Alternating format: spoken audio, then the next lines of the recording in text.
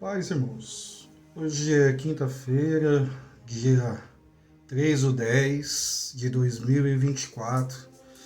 Já estamos praticamente no final do ano e Deus é bom. Deus é bom. Eu gostaria de começar uma narrativa falando um pouco da vida do profeta Elias.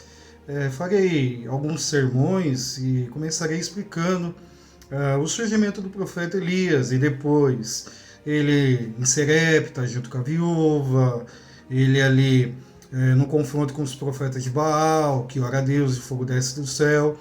Começarei então ali uma série sobre o profeta Elias. E hoje eu vou começar a falar um pouquinho do seu surgimento, do pano de fundo histórico, para nós entendermos a que ponto estava aquela situação para que Elias aparecesse com virtude e poder no nome do Senhor. Então, o profeta Elias e sua apresentação ao rei Acabe.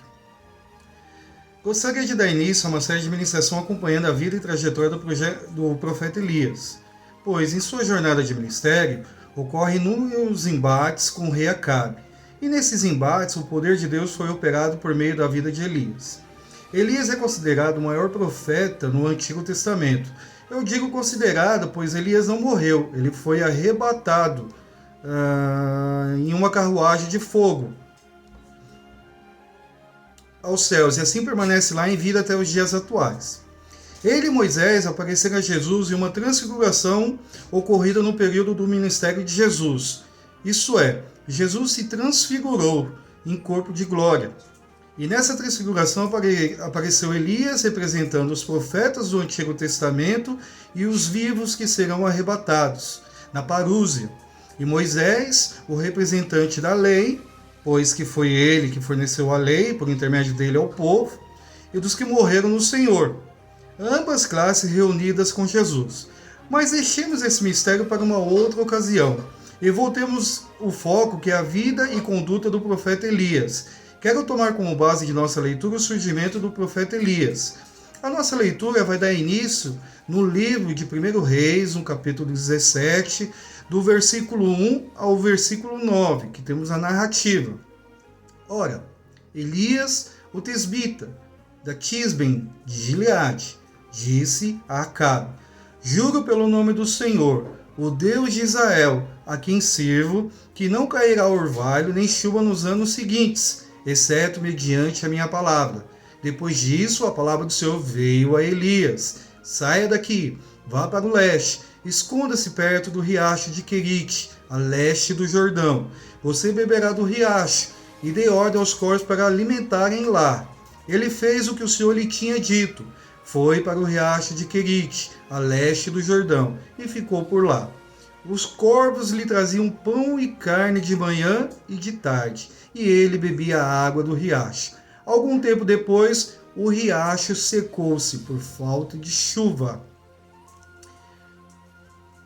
O nome Elias significa Deus é o Senhor. Um significado muito profundo para a ocasião. Mas, para que você entenda essa profundidade, eu terei que convidá-lo a explorar os fatos decorrentes da história ocorrida naquele período de tempo. Tentarei resumir o máximo possível, mas não posso deixar de abordar as circunstâncias ocorridas para entendermos o pano de fundo para a chegada do profeta Elias. Tudo começou quando Davi ainda reinava.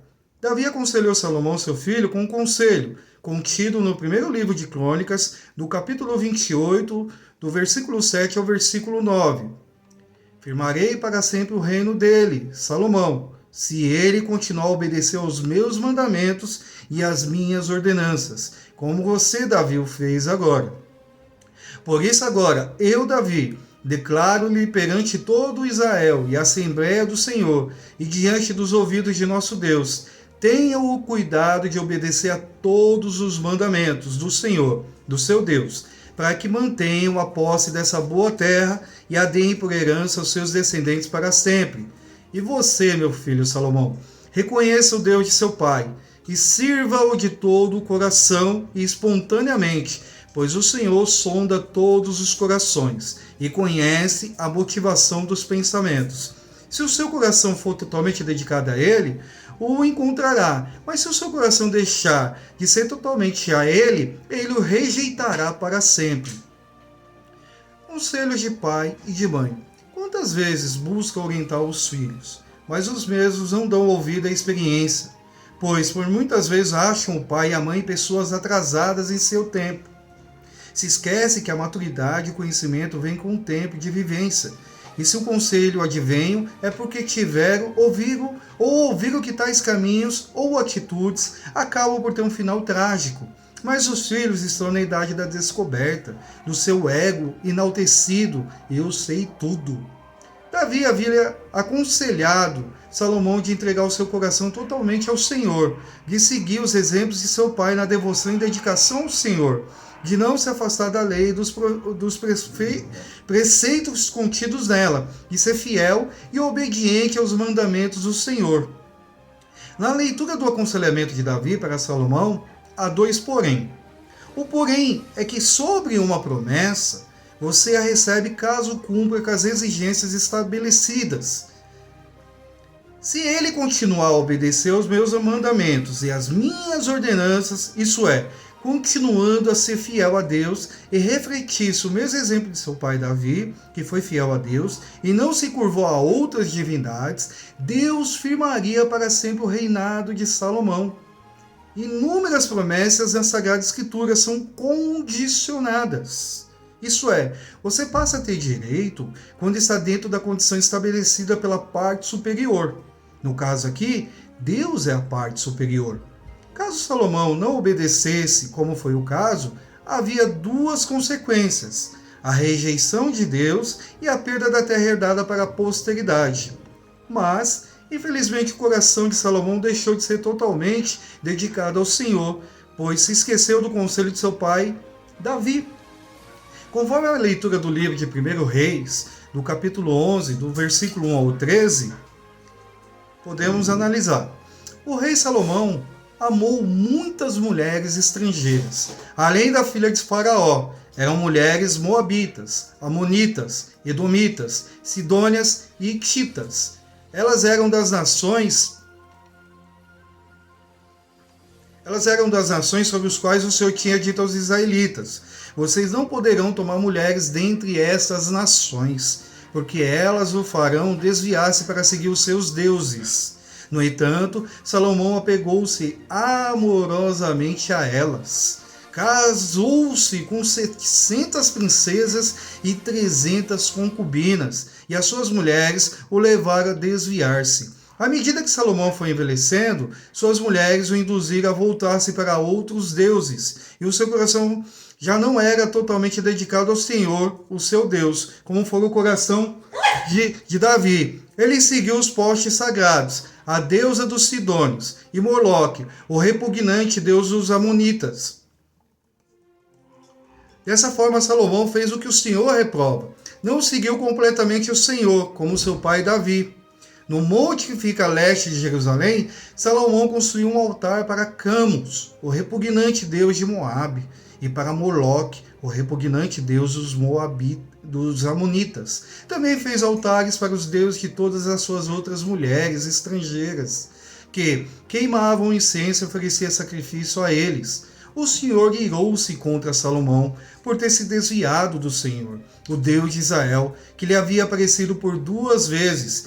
Embora ele tivesse proibido Salomão de seguir outros deuses, Salomão não obedeceu à ordem do Senhor. Então o Senhor disse a Salomão: já que essa é a sua atitude, você não obedeceu à minha aliança e aos meus decretos, os quais lhe ordenei, certamente lhe tirarei o reino e o darei a um dos seus servos. No entanto, por amor a Davi, seu pai, não farei isso enquanto você viver. Eu o tirarei da mão do seu filho, mas não tirarei dele o reino inteiro. Eu lhe darei uma tribo por amor a Davi, meu servo, e por amor de Jerusalém, a cidade que escolhi. Pela conduta do rei Salomão, começou a gerar uma apostasia do povo, isso é, o afastamento do povo de Deus, pois passaram a cultuar outras divindades pagãs. Pois o líder, o chefe da casa, é o símbolo que representa valores, e os seus subordinados, ou aqueles que estão debaixo de sua autoridade, seguem a sua ordem ou exemplos. Então, seja você um pai de família ou um líder espiritual dentro de uma instituição religiosa, as suas ações têm consequências profundas em seus liderados. e sem falar que suas atitudes convidam a bênção ou a maldição sobre a vida deles. Temos mania de rotular que a responsabilidade é pessoal. E se esquecemos o quanto de influência possuímos em torno de quem nos observa, e sem falar que se você é o representante legal ou espiritual, toda decisão que você tomar tem um peso maior do que você possa imaginar. Tanto psicológico quanto o próprio afastamento da presença de Deus dessas pessoas. Salomão corrompeu suas convicções.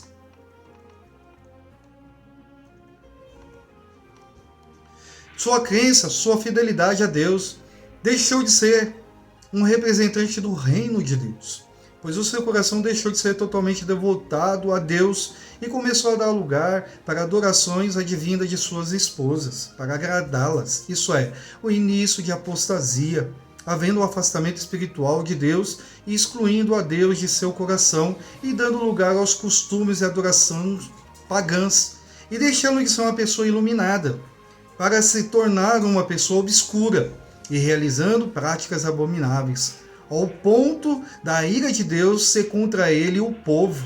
Salomão foi rejeitado por Deus e excluído do número de seus pertencentes, e todos aqueles que seguissem o exemplo de Salomão seriam da mesma forma rejeitados por Deus. Dessa forma, havendo uma separação em massa do povo judaico, pois a possessão de terra, próximo ao tempo, permaneceria com a linhagem de Davi, devido ao amor e à promessa feita a Davi.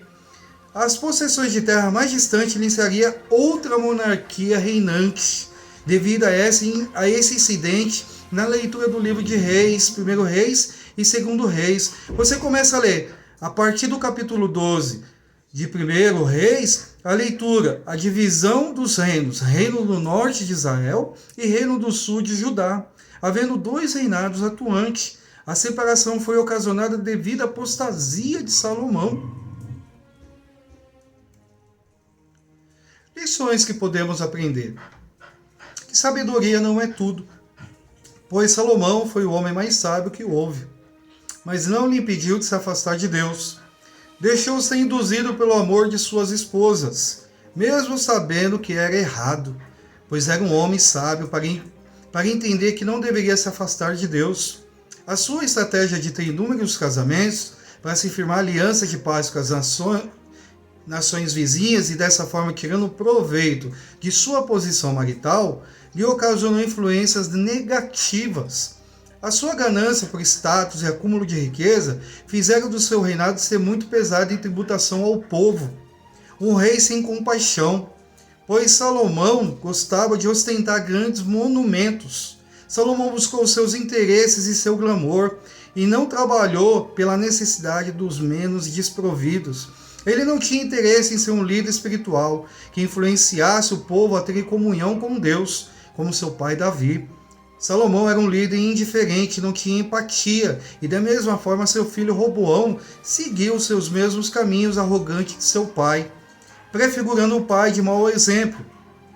Quais exemplos temos refletido na vida de nossos filhos? Pois por muitas vezes os filhos são reflexo de nossa criação, e as pessoas, ao repararem na conduta de nossos filhos, logo reputam por não terem tido educação em casa, e sempre usamos a desculpa que o pai é o culpado, que a mãe é a culpada. O que eu tenho a lhe dizer que, por pior que sejam os exemplos de qualquer um dos responsáveis, os filhos sempre farão menção da parte mais positiva que representaram na vida deles. E se você é a parte positiva, eles irão expor com certeza, pois o que é bom é louvável, deve ser enaltecido. Pois se seus filhos rotulam alguma parte por interesses pessoais, isso significa que são mais obscuros do que se possa imaginar, que ambos falaram na educação dos filhos. Filhos não se apegam à sua crença ou suas tradições, e sim ao que realmente você consegue impactar na vida deles, transformá-los para serem melhores. Imagine por meio de seus exemplos, seus filhos vomitar em sua face, que rejeita o Deus que você segue, pois seus exemplos foram deploráveis. Isso tem uma ocorrência comum entre as famílias, por falta de estrutura familiar, falta de direcionamento, de ser por cuidado ou suprido das necessidades emergenciais que seria o básico. Mas chegamos à situação espiritual e degradante ao que o povo começa o seu declínio de afastamento do verdadeiro Deus e começa a dar lugar à adoração às divindades pagãs de outras nações. Jeroboão era o representante do povo, naquele momento, que solicita uma audiência com o rei Roboão, o filho de Salomão. Pois, depois da morte do pai, ele assume o reinado e a exigência do povo era que Roboão aliviasse a taxação de impostos, que estava alta demais sobre o povo. Roboão pede conselho aos anciões a respeito desse assunto. Os anciões, por sua vez, o orientam que boa coisa seria baixar os impostos. Mas Roboão não estava por satisfeito com essa orientação e busca o conselho dos mais jovens que o instrui. Narrativa do livro de 1 Reis, no capítulo 12, do versículo 9 até o versículo 11. Perguntou-lhes: qual é o conselho de vocês? Como devemos responder a este povo que me diz: diminui o jugo que teu pai colocou sobre nós? Os jovens que haviam crescido com eles responderam: a este povo que te disse: teu pai colocou sobre nós um jugo pesado, torna-o mais leve. Dizem: meu dedo mínimo é mais grosso do que a cintura do meu pai. Pois bem, meu pai lhe pôs um jugo pesado, eu o tornarei ainda mais pesado. Meu pai os castigou com simples chicotes, eu os castigarei com chicotes pontiagudos. Por essa atitude e por essa postura diante do povo, ocorre a divisão das tribos, deixando de ser uma nação única dependente, se tornando em duas nações, o reino do norte Israel e o reino do sul Judá. O reino do sul Judá engloba as possessões de terra pertencentes à tribo de Benjamim, de Judá e de Simeão. Todavia houve um êxodo do povo de Simeão para o reino do norte Israel, pois o povo estava fugindo da alta taxação de impostos, apenas ficando alguns remanescentes que tinham propriedades e posses na região. Ficaram também o povo da tribo de Benjamim e o povo da tribo de Judá, que eram fiel à dinastia davídica. Permaneceu conforme a palavra predita pelo profeta Aías. O reino do sul Israel teria uma extensão de terra maior e uma população maior, e incluiria as possessões de terra da tribo de Dan, de Efraim, Manassés Oriental, Isacar, Zebulon, Azem, Naphtali, Gade e Ruben. A partir daqui, iniciarei a concentração da narrativa voltada para o reino do norte Israel, pois foi aonde o ministério de Elias foi atuante. O primeiro rei regente do reino do norte Israel foi Jeroboão, conforme a narrativa no livro de 1 Reis, no capítulo 12, no versículo 20 ao 24, que nos diz: quando todos os israelitas souberam que Jeroboão tinha voltado, mandaram chamá-lo para a reunião da comunidade, e o fizeram rei sobre todo Israel. Somente a tribo de Judá permaneceu leal à dinastia de Davi. Quando Roboão chegou em Jerusalém, convocou 180 mil homens de combate das tribos de Judá e de Benjamim para guerrearem contra Israel e recuperar o reino para Roboão, filho de Salomão.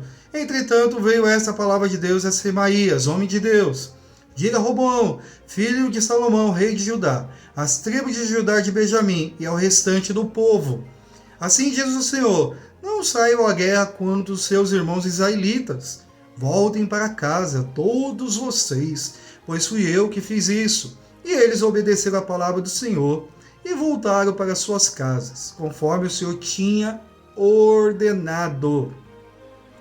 Então aqui, como podemos ver, ocorre a separação do reino do sul e do reino do norte. Então começa duas nações dentro do povo judeu. Duas dinastias. A dinastia de Davi, governada pela sua posteridade, e outra dinastia com ali representantes judeus que começam a reinar, mas não sendo da tribo de Judá, de outras tribos. Roboão intentou guerrear para a unificação dos reinos, mas foram advertidos que era da vontade de Deus essa separação. Infelizmente, Jeroboão aprofundou o povo mais ainda na idolatria e nas práticas pagãs, e cometendo ainda mais abominações contra Deus. A apostasia estava chegando ao clímax, como podemos ler em 1 Reis, no capítulo 12, do versículo 23 ao 33, a conduta de Jeroboão, o que ele acabou fazendo. Jeroboão pensou: o reino agora provavelmente voltará para a dinastia de Davi. Se esse povo subir a Jerusalém para oferecer sacrifícios no templo do Senhor, novamente dedicarão sua lealdade ao senhor deles, Roboão, rei de Judá. Eles vão me matar e voltar para o rei Roboão. Depois de aconselhar-se, o rei fez 2 bezerros de ouro e disse ao povo: vocês já subiram muito a Jerusalém. Aqui são os seus deuses, ó Israel, que tiraram vocês do Egito. Mandou por um bezerro em Betel e outro em Dan. E isso veio a ser um pecado, pois o povo ia até Dan para adorar aquele bezerro. E isso veio a ser um pecado. Jeroboão construiu altares idólatras e designou sacerdotes dentre o povo, apesar de não serem levitas.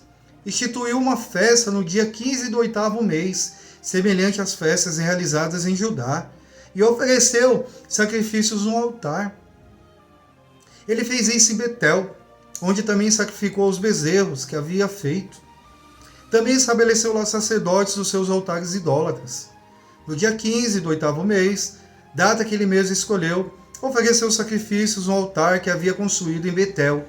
Assim ele instituiu a festa para os israelitas e foi ao altar para queimar incenso.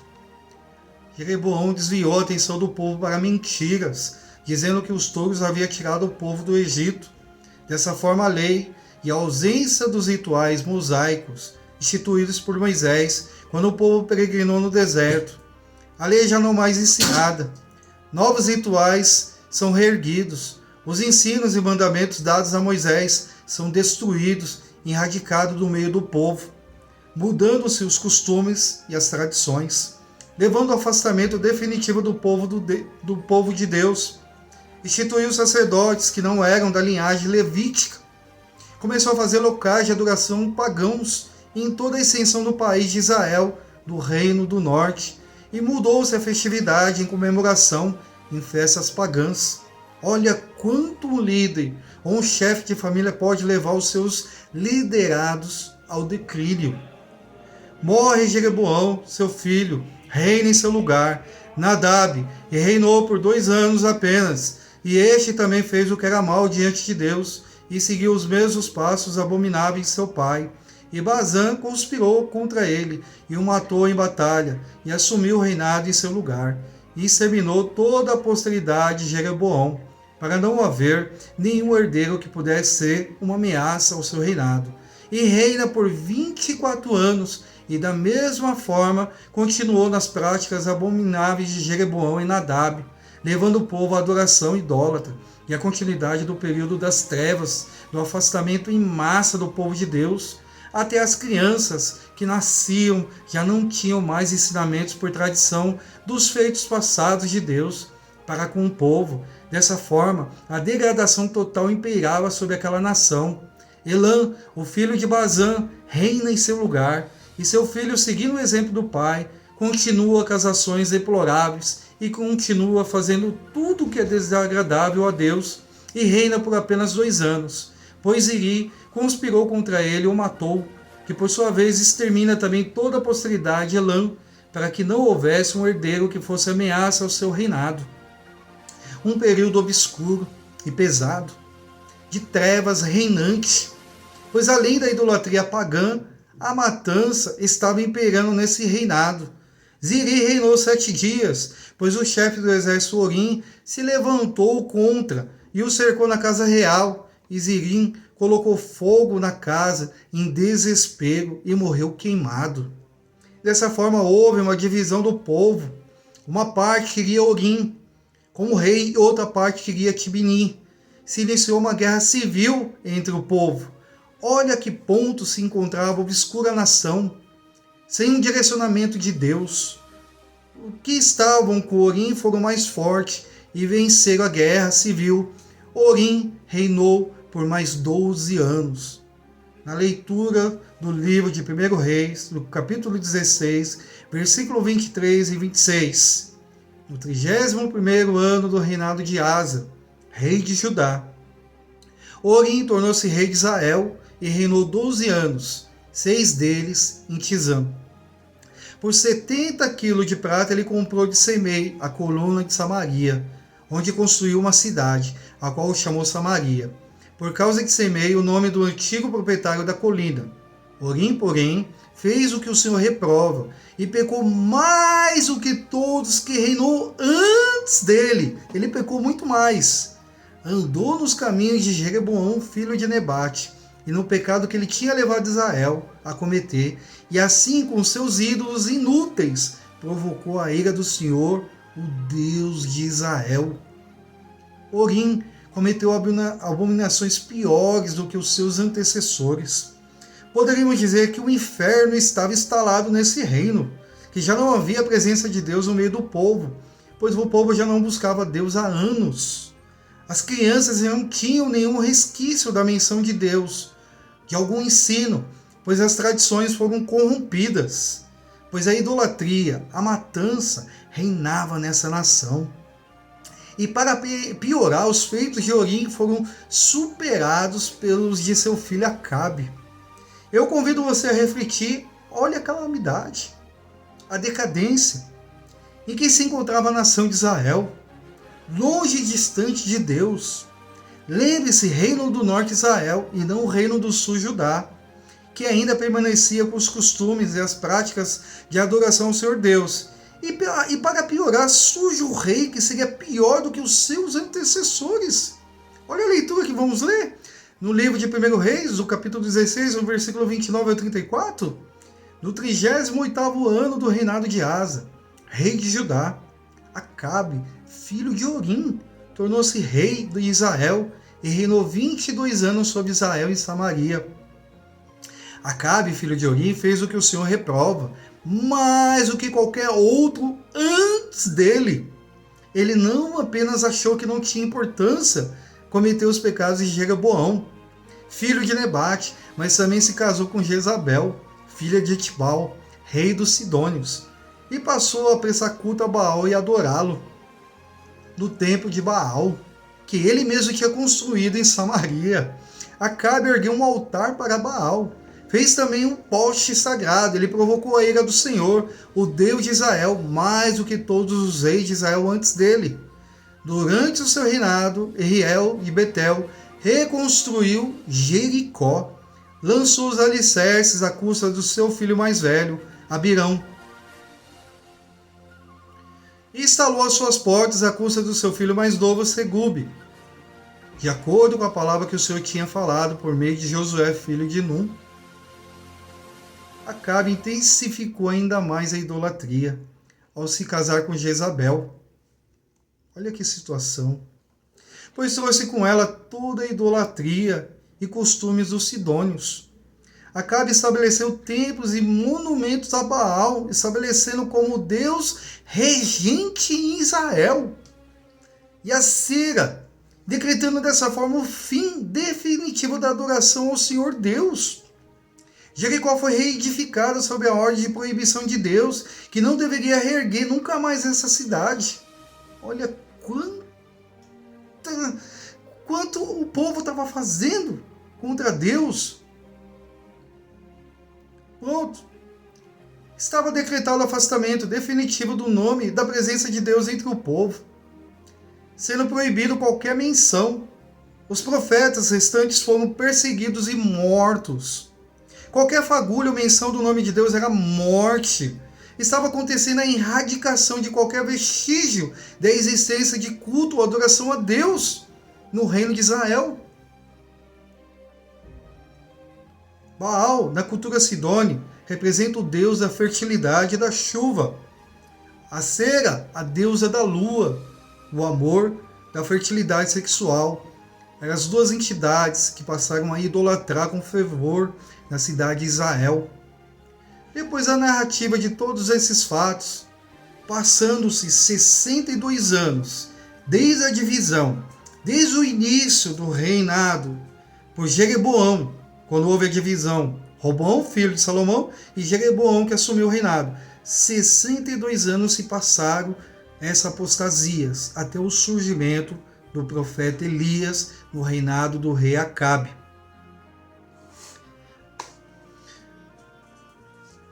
Após a divisão dos reinos, há muito tempo o céu enegrecido pairava na nação de Israel e o reino do norte. O culto ao Deus israelita estava extinto. Não poderiam mais fazer menção do nome do Senhor dos Exércitos. E qualquer um que ousasse mencionar o nome de Deus ou prestar qualquer oferta de adoração era morto sob ordens da rainha Jezabel. Mas, em meio às trevas, uma luz solitária paira diante do rei Acabe, um homem chamado Elias. Deus é o Senhor, o significado do nome de Elias. Agora você entende a profundidade, que ali Deus já não estava operando, já não estava realizando o seu propósito, porque o povo já não estava dando mais lugar, foi suprido. Já não existia mais a manifestação, a adoração, o sacrifício em nome de Deus.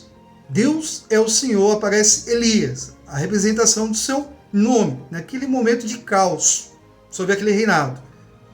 Advindo de uma pequena cidade chamada de Tisbe, na região de Gileade, como arauto da justiça, lutando solitariamente contra a apostasia e adoração às divindades pagãs, exclamando: juro, pelo nome do Senhor, o Deus de Israel, a quem sirvo, que não cairá orvalho nem chuva nos anos seguintes, exceto mediante a minha palavra. Deus vive, o Senhor se manifestou, a sua glória por intermédio de Elias, bradando a sua voz. Que Israel tinha um Deus que ainda zelava pelo seu nome e que ainda manifestava o seu poder entre os homens. Deus busca homens e mulheres ainda nos dias atuais, que façam a diferença, que manifeste a sua justiça. Na narrativa do livro de Ezequiel, do capítulo 22, o versículo 30, está o versículo: procurei entre eles um homem que erguesse os muros e se pusesse na brecha diante de mim, em favor da terra, para que eu não a destruísse, mas não encontrei nenhum só. Elias era esse homem que estava se colocando naquela brecha, naqueles muros destruídos, para poder ali, em nome do Senhor, diante do povo. Mas Deus olhou do alto e sorriu, quando ele viu que ainda havia um aguerrido ali no meio daquela nação, pois encontrou Elias, alguém que pudesse confiar sua vontade, pois por 22 anos reinou o rei Acabe, e por 22 anos Elias o confrontou em todo o seu reinado, como representante de Deus na terra. O ministério de Elias provavelmente se estendeu por um período de 25 anos. Pois Acabe morre, Elias profetiza ainda contra o filho de Acabe, Acasias, que morre depois de 2 anos de reinado, e Elias é arrebatado entre o reinado de Acasias e Jorão, o sucessor de Acasias. Então, provavelmente, entre um período de 23 a 25 anos teria ali durado o ministério do profeta Elias. Deus está à procura de homens e mulheres valentes e destemidos que façam a diferença em meio às trevas. Elias surgiu como um valente guerreiro, afrontando as divindades pagãs e enunciando que não choveria segundo a sua palavra. Baal era tido como deus da chuva, e Elias, ao profetizar que não choveria, estaria demonstrando quem era o verdadeiro Deus e quem tem o controle absoluto de todas as coisas. E esse anúncio foi dito diante da face de Acabe. Olha, Acabe, não vai chover. Diante da face do rei, ele com ousadia foi lá, em nome do Senhor. Gostaria de fazer algumas ponderações aqui, para que tudo acontecesse. Seria necessário de um representante de Deus. E todo aquele que quer representar Deus não pode se acovardar. Então não seja covarde. Não tenha medo. Se Deus orientou e se Deus te impulsionou, e se você está na direção dele, vá. Vá, porque ele vai te honrar e o nome dele vai bradar.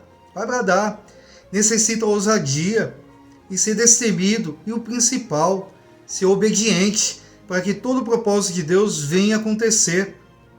Depois da palavra proferida, veio a orientação de Deus para Elias: vá para Querite, pois ali dei ordem aos corvos que leve pão e carne de manhã e à tarde, e você beberá do riacho. Quando estamos na orientação de Deus e executando a sua vontade, Deus tem cuidado de nós. Ele supre toda a nossa necessidade. Eu me recordo certa vez, lá no ano de 2002, mais ou menos, para 2003, eu tinha uma reserva guardada em casa de R$ 350. E naquele dia tinha uma festividade da mocidade que era setorial. Eu congregava na Assembleia de Deus, no Ministério do Belém, do setor 8, naquele período de tempo, e eu era líder da mocidade. Então ia ter a festividade, eu estava indo a pé, né? Estava ali mais ou menos de uns 5 km a pé, eu ia a pé até aquele local e senti de pegar R$ 50 de pôr no bolso para levar.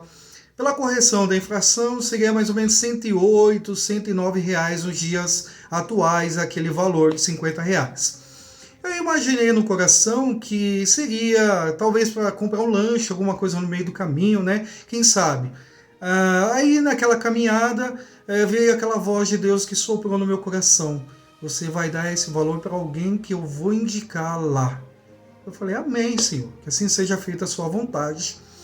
Aí eu cheguei na igreja, diante da nave da igreja, sentei, né, na tribuna de honra, ali os líderes da mocidade, tinha o preletor da noite, eu tive uma saudação, dei uma saudação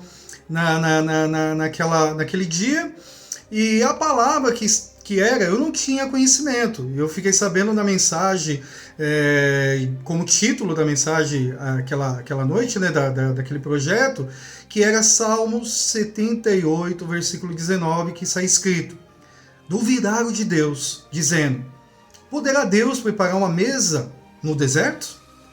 Então, a palavra é: se Deus prepara a mesa no deserto. E eu estava ali sentado, né, ali com Deus, naquela ansiedade, aquela expectativa. Senhor, quem é? É alguém aqui da tribuna, Senhor? É o ministro da noite? Quem o Senhor vai me impulsionar, Senhor? E ali eu estava, e o culto desenrolando, aí veio o ministro da noite que ia trazer a palavra, ele começou a ministrar, e dentro da palavra que ele trouxe ali, a igreja se compungiu, ficou cheia da graça de Deus, e o pessoal ficou em pé ali, recebendo, e lá do alto Deus me apontou: a minha serva lá embaixo, vá lá, entregue na mão dela e diga que eu sou o Deus que supro toda a necessidade dela. E ali eu desci, com aquele valor na mão, ela em pé, ali compungida, abri a mão dela, coloquei minha mão com o valor, fechei a mão dela e falei para ela: Deus é aquele que supre toda a sua necessidade. E voltei. Deus cuida de você. Deus cuida de mim. A partir do momento que você está na vontade dele, no propósito dele, Deus é aquele que supre a tua necessidade, como ele supriu a necessidade de Elias. Deus é contigo, da mesma forma que Deus operou ontem, Deus opera hoje. Basta você dar lugar, você ouvir a voz de Deus, que Deus vai direcionar você. Eu tenho para mim como experiência que, da mesma forma que Deus manifestou na vida dos servos dele, Deus manifestou na minha vida e me fez ser um instrumento para que o nome dele seja glorificado. Deus espera que você possa ser um canal de bênção, o nome dele ser glorificado por intermédio de você, porque toda ação que você faz no nome do Senhor, o nome dele é glorificado. É Deus que supre toda a sua necessidade. É Ele que cuida de você, desde que você esteja diante da vontade dEle e do propósito dEle. E de uma forma natural, Deus cuidou de Elias. Por fim, o riacho se secou. Às vezes você não entende porque circunstâncias ruins ocorrem com você. Ao secar o riacho, Elias não teria mais água para beber. Mas a estiagem da água era o resultado da palavra proferida por Elias, pois ele havia dito que não choveria, e segundo o relato de Tiago, em sua epístola, que por 3 anos e meio não choveu. Tiago, capítulo 5, versículo 17. Elias era humano como nós. Ele orou fervorosamente para que não chovesse, e não choveu sobre Israel durante 3 anos e meio. Amados, eu sei que a narrativa acabou ficando muito longa, mas eu não poderia entregar esse conteúdo por menos, sem uma explicação dos fatores da calamidade e que se encontrava naquele período de tempo. E desde já, eu te convido a ser um desbravador em nome do Senhor, como Elias foi. Essa é a primeira da série de ministrações que pretendo falar do ministério de Elias, da sua trajetória, da sua caminhada, que fez a diferença em seu período de tempo, lutando contra tudo e todos que estavam distante de Deus, em clamor solene para o retorno do povo ao Deus de Israel, demonstrando com grande virtude na prática que a adoração às divindades pagãs era fútil. Que o Senhor possa enriquecer tua vida, possa te usar como usou com Elias, e ainda com poderes e com virtudes maiores.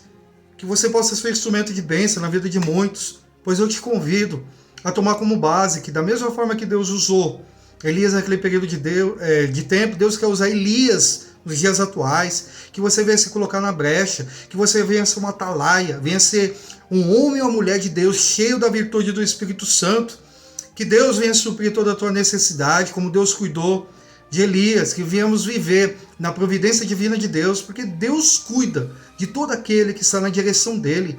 Deus não vai deixar você, minha irmã, desamparada. Deus não vai deixar você, meu irmão, desamparado. Da mesma forma que Deus operou, Deus continua operando. O mesmo Deus de ontem, o mesmo Deus hoje, será o mesmo Deus amanhã. Então que essa palavra possa falar ricamente ao seu coração. Pretendo, semana que vem, dar continuidade, falar ali da experiência de Elias, com aquela viúva de Serepta, e logo mais há mais continuidade, pois o ministério dele foi maravilhoso, como Deus operou e trabalhou na vida dele. Que Deus venha operar, venha fazer de mim ser uma bênção na vida do meu próximo, e que Deus faça de você uma bênção, que você seja uma bênção, a sua família seja uma bênção, que o Senhor venha abençoar ricamente a sua vida e a vida da sua família, em nome do Senhor Jesus. Fique com essa palavra. Que Deus continue falando ao seu coração e ao meu coração. E que Deus continue sobre nossas vidas. Em nome do Senhor Jesus. Amém, meus irmãos. Que na paz.